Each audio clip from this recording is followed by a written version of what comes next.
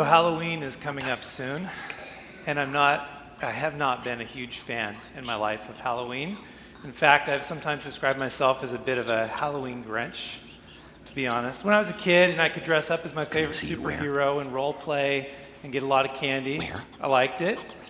But as I grew older, I began to be disturbed by the celebration of darkness and evil that sometimes comes with Halloween. But that has changed for me. And part of what I'd like to share with you this morning is a journey of how that has happened and why. And really, for those of us who know the gospel, this shouldn't be a surprise.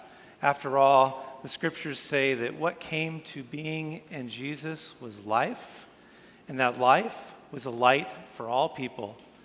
And the light shined in the darkness, and the darkness did not overcome it. So when I was a youth director, I started off early on doing Halloween alternative events.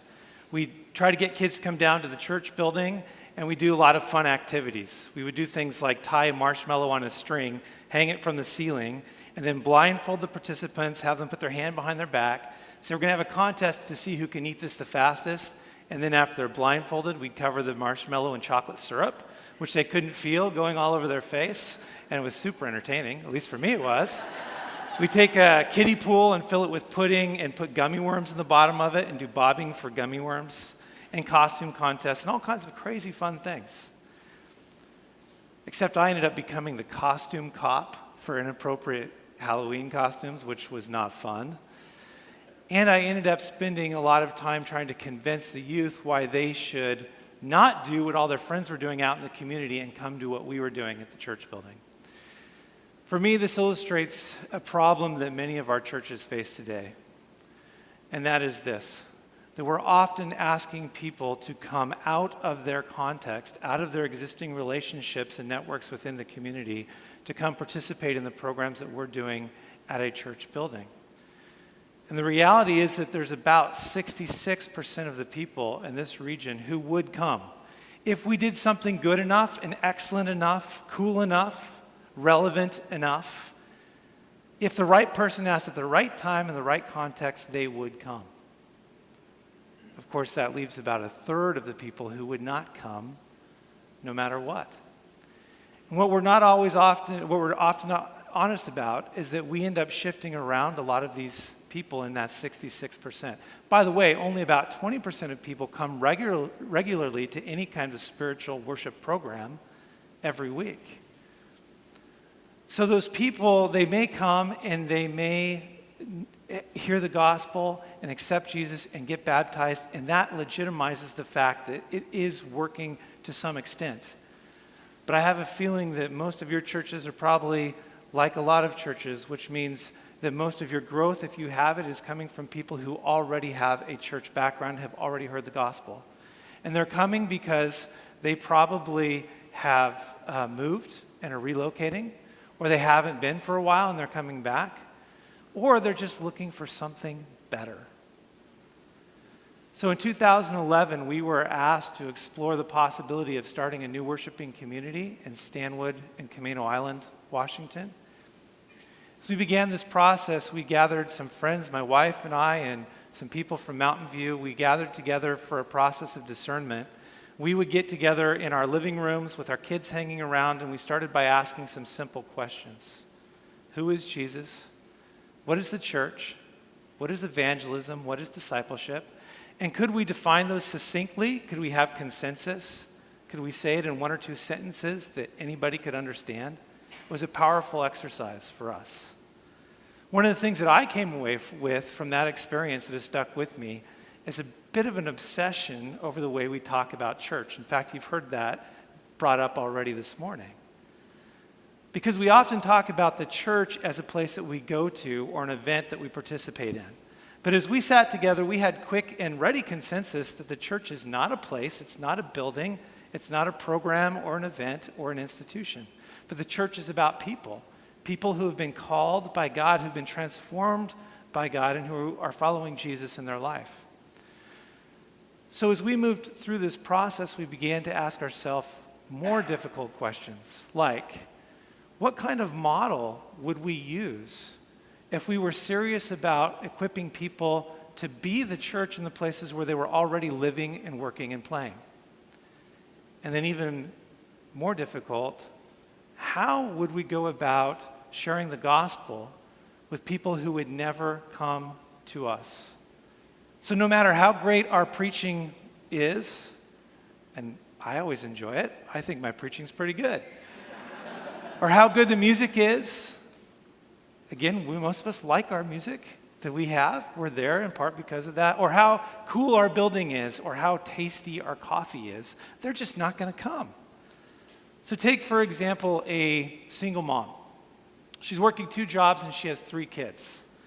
Her week is crazy. She's scrambling from trying to get her kids to school, to arranging childcare, to getting to work and back, to after-school programs, to sports, to connecting with teachers and friends, and she's on her own for the things that many of us take for granted, like finances and car maintenance and the house. So Sunday morning comes around, more likely than not, she's working. But if she's not working, she is not thinking, how can I get up this morning and get my kids ready to go to one more activity? And by the way, single-parent families are the fastest growing demographic, and most of those are moms, in our communities. Or take, for example, a couple who are in their middle ages, and they grew up in families that never had any church community. So their kids that they have now are 2 generations removed from ever being part of a church community. So on Sunday morning, they've got plenty of things that they're thinking about, like Seahawks are playing at 10 o'clock, go Hawks. They've got sporting events, or they're just thinking, we live in a beautiful place. Let's go for a bike ride, let's go for a hike, let's get outside, the sun's out. We got to do something, right? Or maybe just stay at home, sleep in, read a book, watch a movie. See, it's not that they have been hurt by the church or that they just haven't found the right place. They are not looking. So no matter what we do, they're not going to come to us. So as we started this journey and this process, we realized, as you can probably already see, that starting with a model that says we're just going to get a great building and start some awesome programs and get some good musicians and put out a lot of advertising and they're just going to come, that wasn't going to work. So as we were looking for models, we stumbled upon this model of missional communities. The missional community idea is that you'd have small groups of people that would focus on a people group in their neighborhood or their existing connections, and then they would start to think like missionaries, like Milad. They would begin to think and listen like missionaries and say, where does the gospel intersect with these people's lives? And then how can we incarnate that? How can we show them in our actions and in our words what the gospel looks like? So we started our first missional community on Camino Island in 2012. And we decided to focus on families on the south part of the island because that was where our connections were. We started gathering at our home over a meal with our kids around on Sunday nights, and we would strategize, and we would plan, and we would pray, and we would listen. And as part of that process, we began doing things like volunteering in the school, in the classrooms, joining the PTA board, coaching sports programs, serving on the Little League board, serving on the soccer board. We began hosting fun events. We would throw parties on the beach and invite as many people as we knew that didn't have church connections. The amazing thing happened when we did that with intentionality. Conversations and relationships began to open. In fact, one time I walked into the school, which I was doing every week, and one of the secretaries said, we have kids who are hungry on weekends. Do you think you guys could do anything about that? So we helped foster a partnership between the school district and the food bank to create a backpack program so that kids are not coming to school hungry on Mondays who don't have enough food.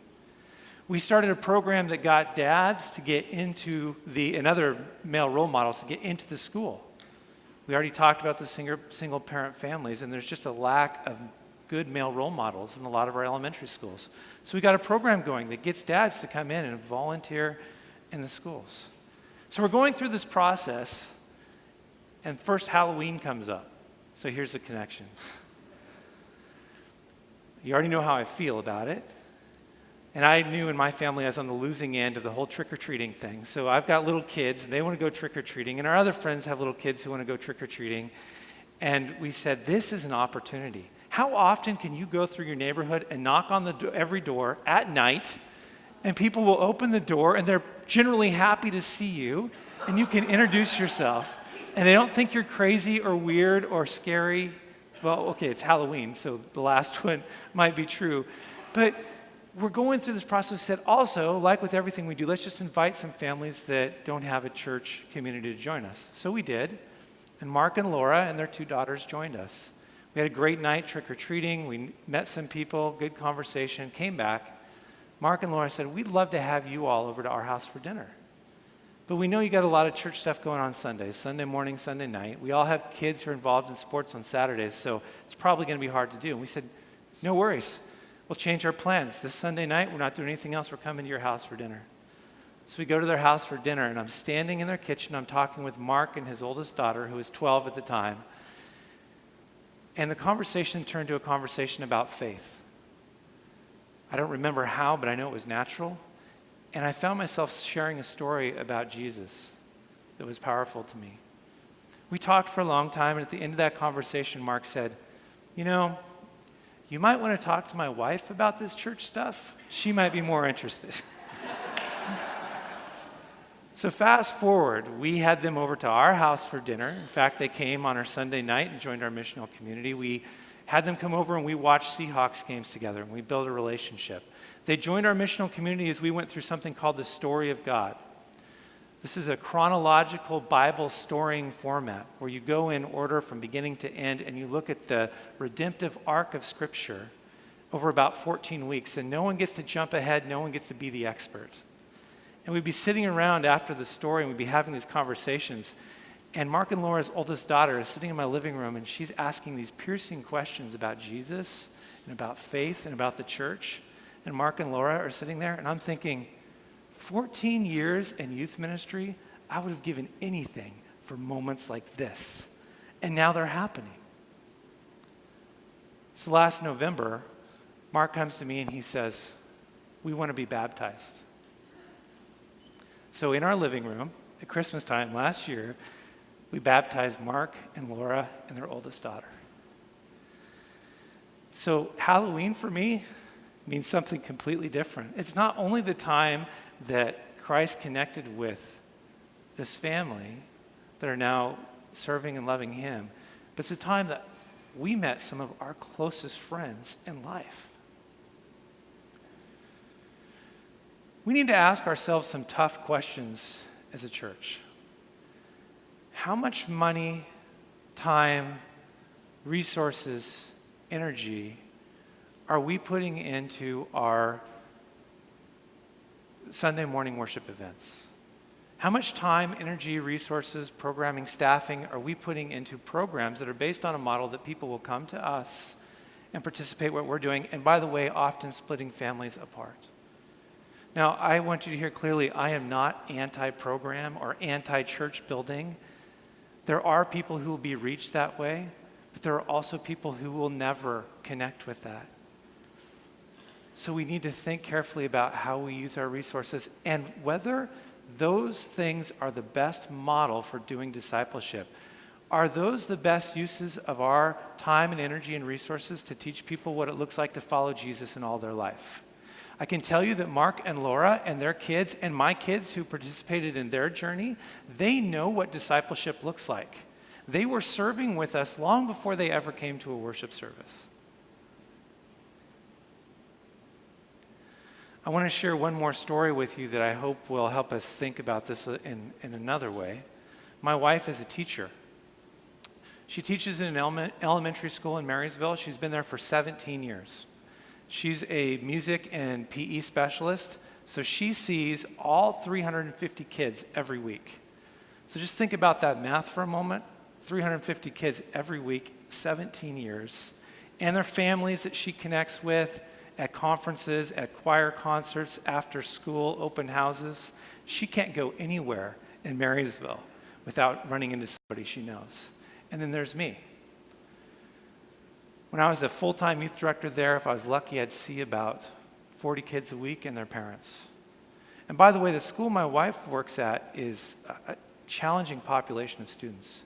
Many of them don't speak English as a first language. A lot of them come from broken homes. Some of them are homeless. And those 40 students I would see every week, for the most part, they come from strong Christian families. Many of them are homeschooled, and they're pretty well off. And it's not just about numbers, but the question is, who is better positioned to share the gospel and show what the gospel looks like in the lives of people who most need to hear it in our community? Because what we often do is we say to her, to my wife, we say, you've got some great skills here, so let's take you and plug you into being a Sunday school teacher, being a youth group leader, doing VBS, running a women's ministry. Let's put you on some committees.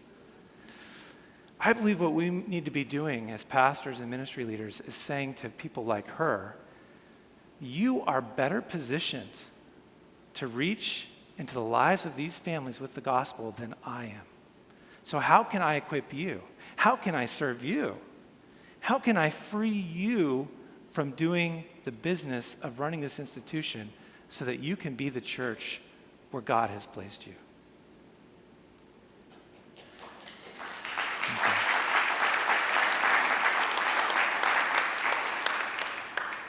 What came into being in Jesus was life. And this life was the light of the world. The light shined into the darkness, and the darkness did not overcome it. Thank you.